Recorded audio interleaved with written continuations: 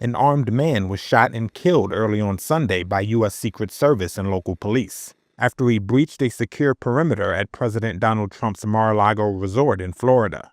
That's according to law enforcement officials who did not reveal any information about the motive for the incident. Trump, who is currently in Washington, was not at the site at the time. Palm Beach County Sheriff Rick Bradshaw.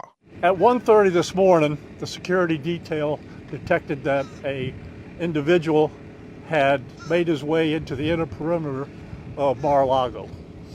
A deputy and 2 Secret Service agents on the detail went to that area to investigate. They confronted a white male that was carrying a gas can and a shotgun. He was ordered to drop those 2 pieces of equipment that he had with him, at which time he put down the gas can, raised the shotgun to a shooting position. At that point in time, the deputy and the 2 Secret Service agents fired their weapons and neutralized the threat. He is deceased at the scene. The man fatally shot in Sunday's incident was identified as 21-year-old Austin Tucker Martin from North Carolina, according to a source familiar with the investigation. Martin was reported missing within the last few days, according to the source. In 2024, Trump faced 2 assassination attempts, including one at his golf course in West Palm Beach. The perpetrator of that incident was sentenced to life in prison this month.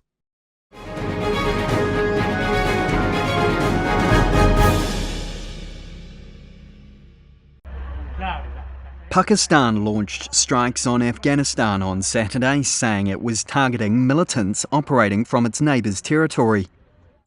On Sunday, villagers and soldiers rummaged through rubble and debris of buildings destroyed in the strikes in Afghanistan's Nangarhar province.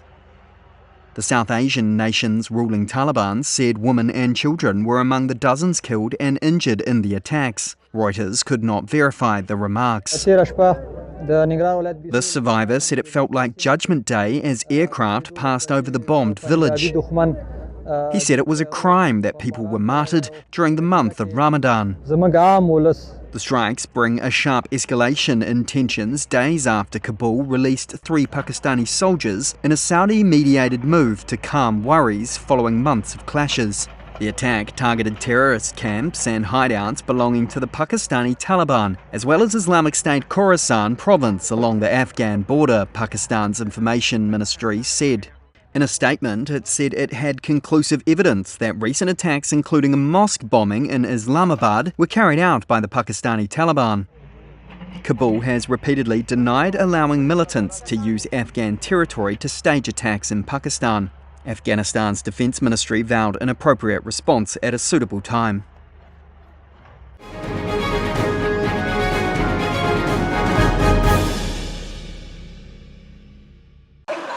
Son momentos bastante complicados. Los grupos de la delincuencia organizada acaban de entrar.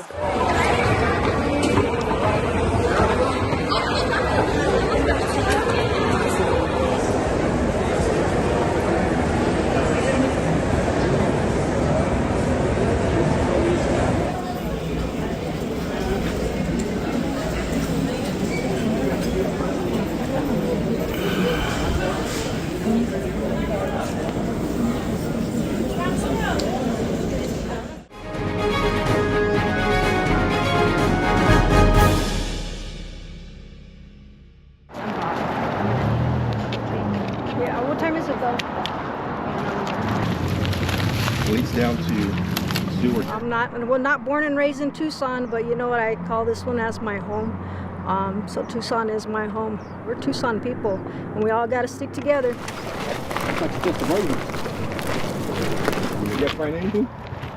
You know, We're searchers. We're not investigators. We're just looking. That's all we're doing. We're not going to be at Nancy's house. We're just searching.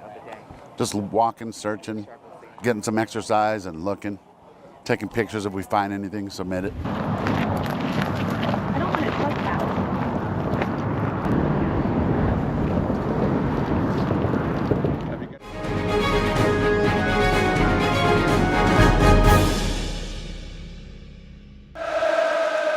우리 위협, 우리 투쟁을 더 높은 단계의 종합 보고를 경청한 대표자들의 신심 충천한 열의 속에 대회를 계속했습니다.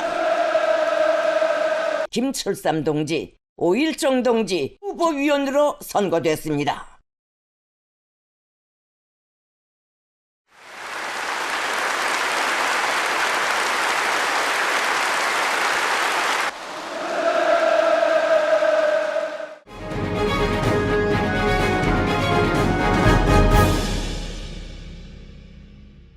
I believe some of the tentative figures are over 60 people have died due to the storm.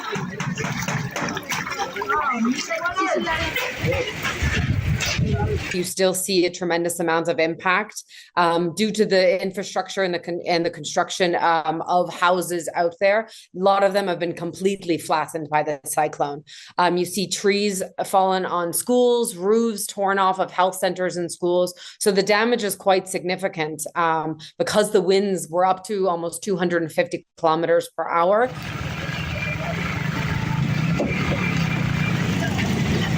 You don't have access to water, when you don't have access to healthcare, all of these things that get disrupted post-cyclone, the actual toll of the cyclone and the impact and the secondary effects are very difficult to calculate.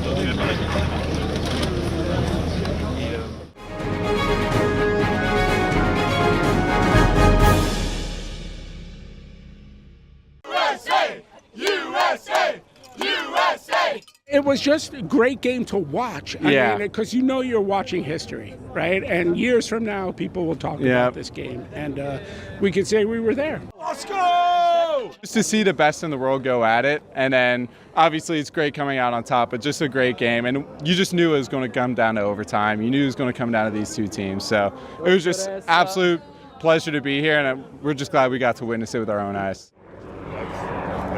Well, disappointed. I think probably most Canada fans are. A lot of us probably feel like we should have won that game.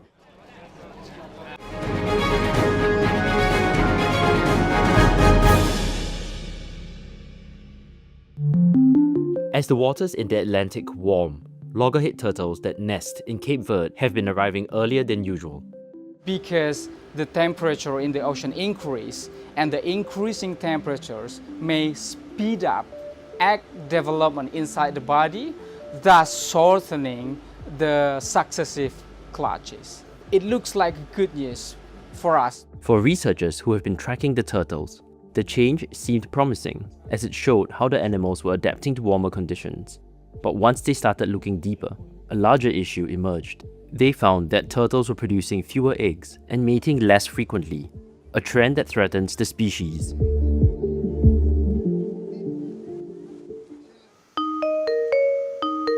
This is Fitra Nugra from London's Queen Mary University, the lead author of a 17-year study that discovered the egg decline. When we follow individual turtles, a complex picture emerges, and that tells us that something is happening in the oceans, and it is beyond the temperature. It is the ocean productivity that is matters to all of this. When the ocean productivity declines, then they produce fewer eggs, they have fewer clutch frequency, and they attend nesting seasons become longer. The researchers used levels of chlorophyll, a pigment found in plants and algae, as a measure of food availability in turtle feeding grounds, and Nugra says it has been on the decline. There is a declining trend of chlorophyll A concentration over many years in the foraging ground of our populations, and it is suggested that the food is no longer enough for the populations for them to come back for nesting. The team found that nesting intervals lengthened from roughly 2 years to 4 years over the period of the study, and when females did return, they laid fewer eggs. For now, Cape Verde sees tens of thousands of nesting loggerhead females annually. But the scientists say conservation efforts will need to extend beyond beach protection. We have to protect foraging grounds far away from nesting ground. We have to protect the nesting habitat.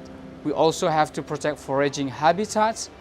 And we have to reduce pressures on marine ecosystems because they depend on the oceans for food and for reproduction.